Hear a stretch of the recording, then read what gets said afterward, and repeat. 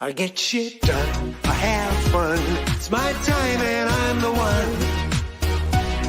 I'm breaking through.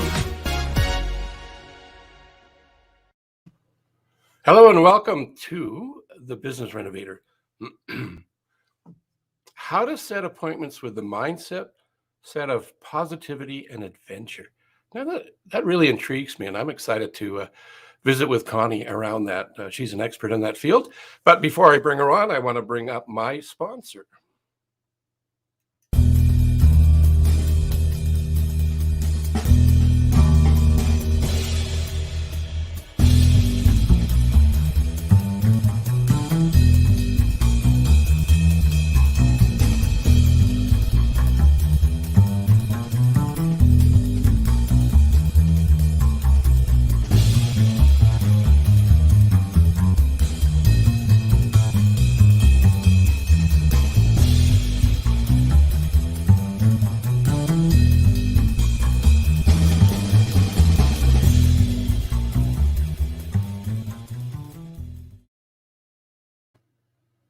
So if you have a question for a business coach that you've always wanted to ask but didn't know who to ask, reach out to me. I'm a Focal Point Business Coach, one of several hundred across the globe. And if I don't have the answer to the question, I'm pretty sure that one of my peers in the network could answer it. So don't be shy.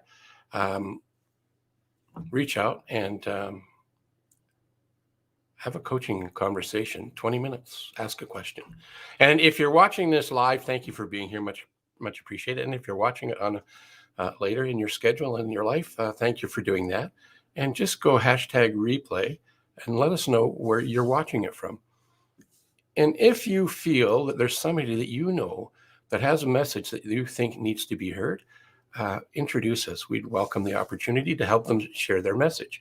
On that note, I'm going to bring in a lovely lady, but before I do, let me read what I've got here for her. So her name is Connie Kadansky, and she helps salespeople overcome sales call reluctance so that they proactively prospect and build 3 strong lead generation channels. 3! Connie's expertise is based on science and practice of developing mastery over your mind so that you can reach your full potential for both happiness and success. And she's the guest today. You can pop in and ask questions. She has been interviewed by Wall Street Journal, Bloomberg Business, Investors Business Daily, Forbes, and Inc. magazine. She is the sales call reluctant coach who helps salespeople get their ask in gear. Good morning, good afternoon. Hello, Connie. Thank you for being here. Thank you, Phil. I'm excited to be here. Did you know that we met back in 2014 and you helped me in the realm of what I just said you were, the call reluctance gal coach? I do remember you, and it's been thrilling to watch your progress and the difference you're making in the lives of business people. So good for you. So you've been in the business of helping sales professionals with their call reluctance for how long? 25 years. And what led you there? Well, I was a call reluctant salesperson. Oh, you were one of us. I was taking a nap at 2:00 in the afternoon, and it was driving me wild because I was motivated. I was goal oriented. I did not know what was stopping me. And I did a search on the internet, and I found these 2 behavioral scientists that own the trademark Sales Call Reluctance. I bought the book. And I'm sitting in my living room and I said, oh man, I've got call reluctance. So I flew to Dallas and went through a 3-day workshop on fear-free prospecting. And I coached with one of the behavioral scientists for 10 weeks. And after that, she goes, Connie, you really get this. So I became one of their licensees, and the teacher teaches what the teacher needs to learn. Well, that's brilliant. Hang on, my director, that's me, wasn't pushing the right buttons. So it was out of necessity that the nap at 2:00 got you involved with taking a course, so building your skill set, changing your mindset. As a result of that, you've been changing the mindset of many people around the globe. Because you're not just out of the US, you help people all over the place, don't you? Yes, indeed. Do you have a favorite success story? Just one for now. I know you probably have many. Well, my favorite success story is an individual. I'll just do a general individual that they really do believe in what they're doing, and they do not know what's stopping them. And so when they have the courage to take an assessment and find out exactly what it is. So Phil, there are 16 types of call reluctance. So call reluctance is that emotional hesitation to proactively prospect. And so I have just watched over the years hundreds of salespeople move from being real fearful to being very courageous, professionally, ethically, that they just are managing their visibility. And it's very exciting to experience that journey. Well, it's a good thing there's people like you out there. I'm also in the sales training space, but not specializing in your arena. And one of the things that's common, I believe, and you could probably use the 80-20 rule, is that 80% of the people in sales have some form of call reluctance. Now, did you say there were 16 types? Yes, 16 types of call reluctance, and the telephone is only one of them. So I have been challenged recently by different podcasters because I've been a guest on podcasts like, Connie, nobody picks up the phone anymore and nobody calls. Well, they do. And the phone works. And that you get overcoming telephobia is one of the easiest to overcome in your office. And so really it's conversation reluctance where salespeople are just not comfortable initiating that conversation and really starting to develop that relationship because there's a lot of uncertainty. And so that's where when we get really specific, then I know how that I can help the particular individual. Well, here's an interesting question. I'm going to pop up here. How would you like to, Connie? I'm an introvert, this fellow says. What's the best way to take baby steps to make better calls? Not quantity, but quality. Well, thank you for that question. And what does being an introvert? I know an introvert that is wildly successful in sales. And you don't need to be an extrovert. You really need to be an ambivert, where you are extrovert when you need to be extroverted and introverted when you need to be introverted. And so, in order to take those baby steps, what I recommend that you do is leverage your current relationships and leverage the relationships of the people that you buy from and introduce yourself and start asking them who they know. Get good in your warm market, presenting your value proposition. And because that's really where it's at. A really seasoned, good salesperson is constantly developing new relationships and leveraging their current relationships. So think about right now, who is somebody that you can leverage in order to position yourself in your market? That aligns with something within the Focal Point brand.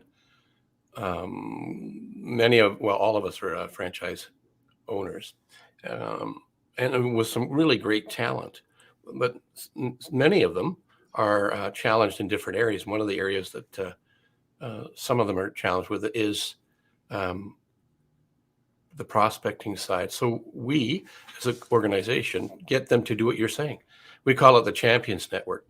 So tap into the people you already know and have information interview kind of conversations without being pitchy. I hate the word pitch, unless I'm watching a soccer match or baseball where they're actually throwing a fastball or a curveball. Those are pitches.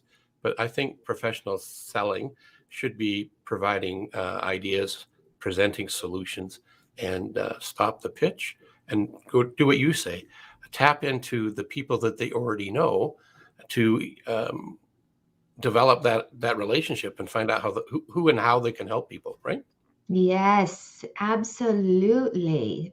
Thank you for bringing that full circle. Yeah, it's such an easy thing to do, but as the great Jim Rohn used to say about things that are easy to do are also easy not to do. And what are some of the reasons why people don't do the things that are easy to do? And maybe one of the 16 ways that you're talking about that interferes with call reluctance might be some of the things that people could learn from you. Yes.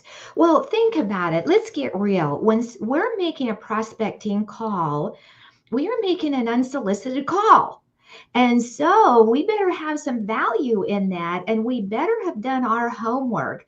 I mean, sometimes people call me up, say, "Hey, Connie, what can I do for you?" It's like, no. There's enough information out there for us to know our market. And when we're prospecting, it feels a little vulnerable and it feels a little risky, and there's some emotional exposure there.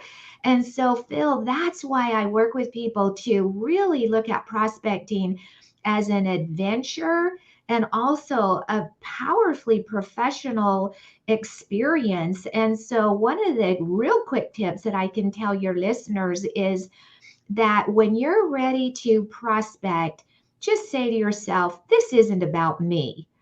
And just really get clear, this is not about me. It's really about finding out the interest level of the prospect. And when we want to develop a relationship with somebody, we have to have a really good script where there's some credibility in there so that they know that they're dealing with a professional, and then to be able to have a very good value proposition, and then to be able to ask. I personally say, how much focus and attention do you put on making sure you have a full pipeline? And they say, well, I'm really good at that. Thank you very much. And so be it, right? And what I'm looking for, and what your listeners are looking for, and what you look for, Phil, is for people who will have a conversation. And that first little nugget is, what's their interest? Do you have a shared interest with them? And to be able to, and they might not be interested today, they might be interested next week. And so we're not just dialing for dollars. We're taking this very seriously and identifying our prospect in a way and warming up that conversation. So that's where it gets fun. Yeah, I totally agree with that. Um, I know that you're talking about utilizing the phone as one of the big areas that you're specialized in. But what you've described also shows up in social media. At least I've experienced it. Maybe I should ask you if you have. Is that somebody makes a connection? Hey, I'd love to connect with you. I love what you're doing in your business. And then if you accept the connection, I have found that the next thing they do is they get into the pitch, which is what drives me crazy. It's all about them. It's not like you said, we're not talking about us as the prospect. They're talking about them. Hey, I'd love to show you what I do because if I do this, I get that kind of mindset. And I liked what you said is you need to make sure when you're making that conversation happen that you lead with value. And I think it's a thread in all modalities of prospecting. The phone, LinkedIn, I'm pointing up there because I've got your LinkedIn up on my third monitor, which I'm going to share soon. But yeah, I just think it doesn't matter what the modality is. Lead with value and do a little bit of research. Because some of those people, that I don't know if you've had this on LinkedIn or other social media platforms, they reach out to you, love what you're doing, and then they want to know more about it. So I reply back, say, hey, that's great. I'm glad you love what I do. What stood out for you? And crickets, because they really didn't know what I did. I don't know how that shows up on the phone, but in the social media platform, it's blatantly obvious. Yes. But with leading with value, with something of its interest to them, and I think you even said like make sure that you know why you're calling and you know a little bit about who it is you're calling, so that they know that you invested some time and you do have a sincere interest. Yes. And there are salespeople that they have hundreds and hundreds of prospects. I was talking to a financial advisor from one of the big banks, and he said, I have 300,000 prospects, right? And it's so fascinating what companies are doing in order to get a database. I had a bank call me the other day, and they actually have an insurance agency with the bank.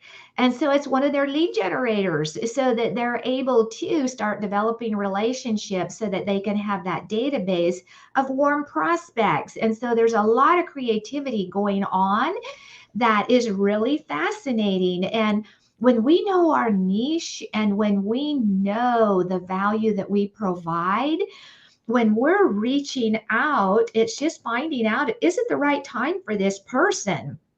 And we may have caught them on a cranky day, and we can always follow up if we really feel it's important.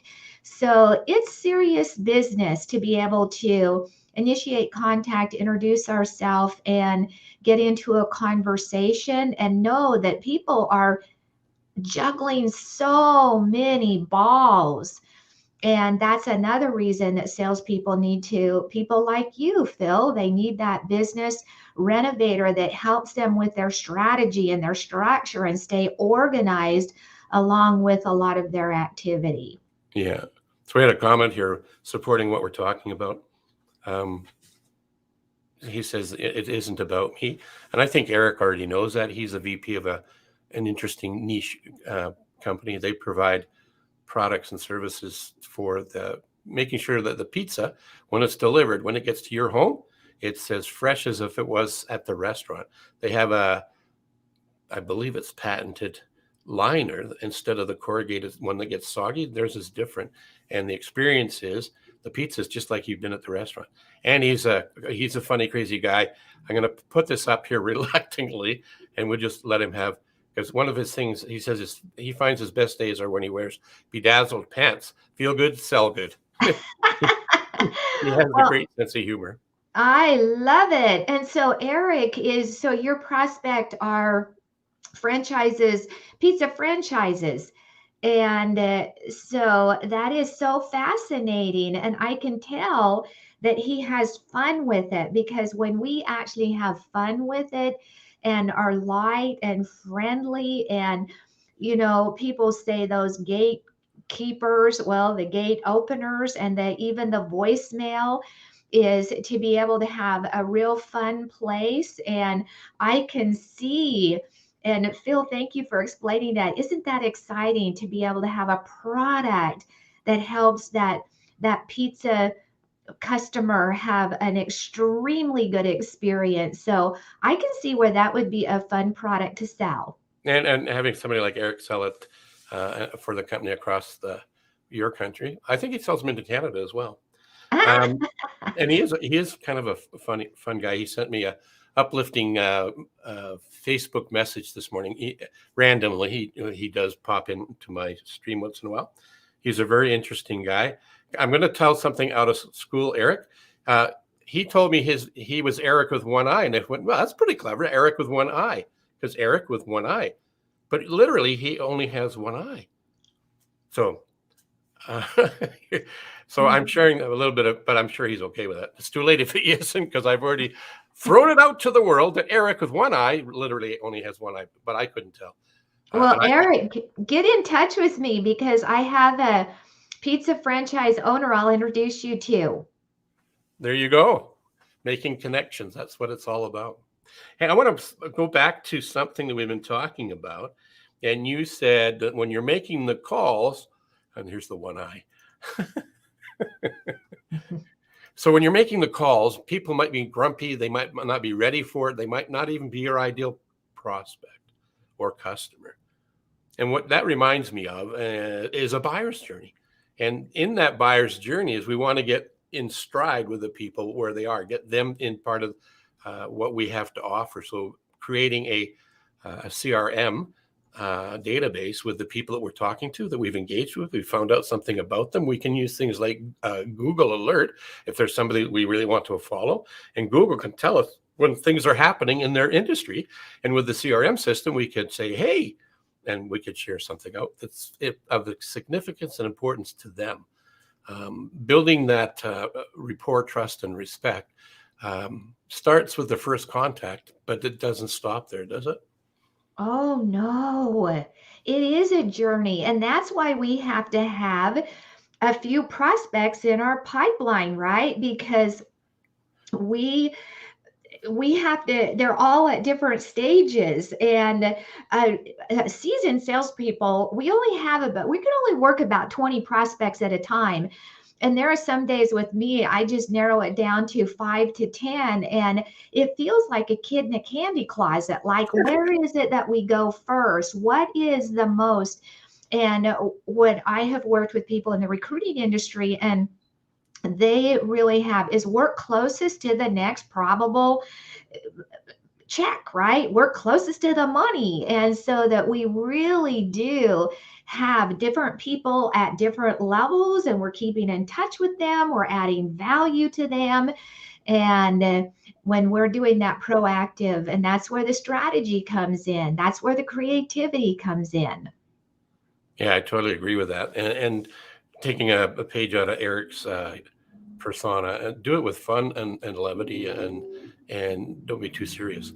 I like to get people to be the most positive person that the people they're contacting have ever come across. So if you run into somebody who's grouchy, if you can raise them up a little bit with your outlook on life, it just feels good.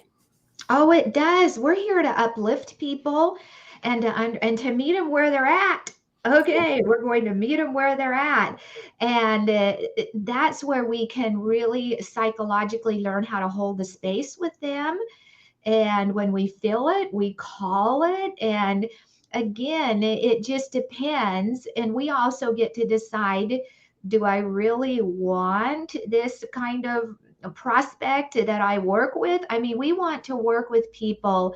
Going back to, it's so important when we look at the relationship, Phil, is we're looking for people that have a shared interest with us. So we're interested in what we serve and the clients, etc. Do we have to have a shared care? Do they really care about the problem that we solve? And then the third one is shared commitment. Because in order to move forward in any kind of relationship, there has to be a commitment on the part of the prospect, a commitment to tell us what they're currently using, a commitment to tell us what their plans are, a commitment to share some information so that we can actually find out, is this really the right time and product and service for them, right? Yeah. So shared interest, shared care, and shared commitment where they're giving back to us. And then once we get there, we can start talking about the shared possibility. We're solving a problem, and then shared action. So when the dream come true, where we actually are able to convert one of our prospects into one of our clients or our customers, those 5 things have happened. And that's the golden moment. And so with salespeople, oftentimes they can get discouraged. They don't know how to emotionally detach. When somebody tells them, go jump in a lake, it's like, I made a real boo-boo recently in a call, and it was a live call. I was a little embarrassed, and there's nothing I could do. And I said, there are 300 million people in the United States, and I just kind of bluffed with one of them or messed up, and I let it go. There's nothing I can do. So we have to emotionally learn how to do what we do, have fun with it, enjoy the process, and detach from the outcome. Ain't that the truth? I'm going to bring, I've got your, one of your website there for people to find out more about you, but I want to do one step a little bit further than that. So bear with me while I attempt to make this happen. Which screen is it? This one right here. Let's share that screen. And there's your LinkedIn profile. And as you can see, Connie's all about helping us with our call reluctance. And you see the word prospect, prospect, prospect sitting on top of a map. I think that's a brilliant look at it. So if you wanted to get a hold of Connie, you could go to her LinkedIn profile, or you can go to the other one, which I've got up here too, Connie. This is the URL that's in the screen right now. But this is kind of what it looks like. I'm going to scroll down a little bit. So learn to boost your prospecting success to overcome sales reluctance so you consistently and comfortably prospect, generate sales conversations, set appointments, and sell most effectively. That seems like a fantasy. But with you, I think you make it a reality. Oh, yes, yes. You know what? Because call reluctance is nothing to be embarrassed about. Living with it needlessly is. And Phil, the hardest part for salespeople is to admit that they're call reluctant. It takes humility to look in the mirror and say, I'm just not comfortable with this prospecting. And just admit it, because once they can admit it, there are solutions. And that's why I get such gratification out of what I do. And so you have to believe in you, believe in your product, and also just really know that this barrier is one that you can get over. It doesn't take a tremendous amount of energy. You just have to want to be successful. Wow. Ain't that the truth? I'm a big fan of the want to, choose to, love it mindset versus have to. Oh, Got to. And I remind people that they don't have to do a damn thing. If you're okay with the consequences, right? I mean, if you're going to allow call reluctance to be your constraint to moving forward, and you don't want to hang out with a Connie to learn how to break through it, well, that's on you, not on Connie and not on me. And if you stay in the mindset of I have to, it's going to be really difficult to get to somebody like Connie, to pick up the phone, to be vulnerable enough to admit that you have this challenge. When you get to the point where you are you're not a victim, that you're more a victor, then you'll have the courage to step forward. Oh, and thank you for bringing that up, where the have to. I always see the have to as like carrying a bowling ball chained to our ankle. That is painful. I Yeah. have to. We move slow. And one thing that really helped me, I read about a high school coach that had a star athlete that was in football, and he'd come out to the field and he'd go, I have to practice today. And that coach said, you know what? Get the hell out of here. When you can walk onto this field saying that I get to practice today, you're welcome back. Until then, no matter how good you are, goodbye. Yeah. And wow, I thought that was a shocker, tough love. And so it's true. We get to talk to people. We get to solve their problems. We get to create relationship with them. We get to create value with them. We get to partner with them. And so that's the mindset. We set our mind to have that. And that's when it gets fun. Yeah, and I think that's where, for me, your title has the word adventure in it. And I think choosing to, wanting to, loving to, getting to is where the adventure comes. Because by shifting that, it's like I always refer to the kaleidoscope. If you look through a kaleidoscope, here I'm pretending I have a kaleidoscope, you turn it a little bit, the image changes. And we don't have to do much to have a different result in our lives. So if call reluctance is something you are concerned with, you could reach out to Connie. And the information is right, what was on the screen, but it's in the replay. And turn the kaleidoscope for yourself and hang out with her, and or somebody else that resonates with you. But Connie's here right now, easy to get access to. What the hell? Yeah. Connect with her. Thanks, Phil. Thank you. If there was a nugget, one thing that you would want to share with the viewers today or on the replay, what would that be? Well, the real nugget is you have a relationship with business development and prospecting. And most salespeople struggle with that relationship. There's a way to create a harmonious relationship between you and business development. And it's the inner game.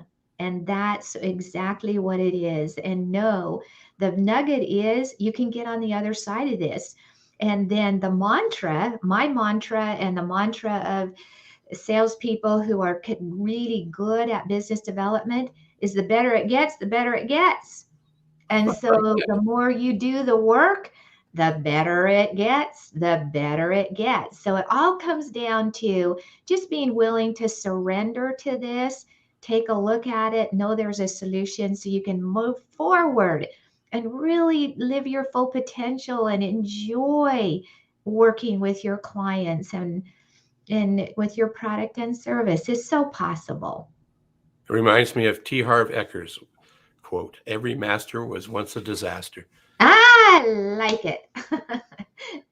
Thank you for being here today and sharing some of your wisdom and energy. It's much appreciated. Thank you, Phil.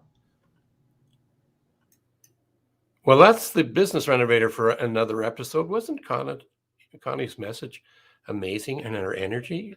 If you're challenged, or if you know of somebody who's challenged with making calls or doing prospecting activities, building their funnel, reach out to her, have a conversation, and see where it takes you. Change your kaleidoscope a little bit. Before I end the show, I'd like to remind everybody that you are wonderful, you're unique, and you are wonderful. And there's nobody else like you. Go act like it and have a wonderful day.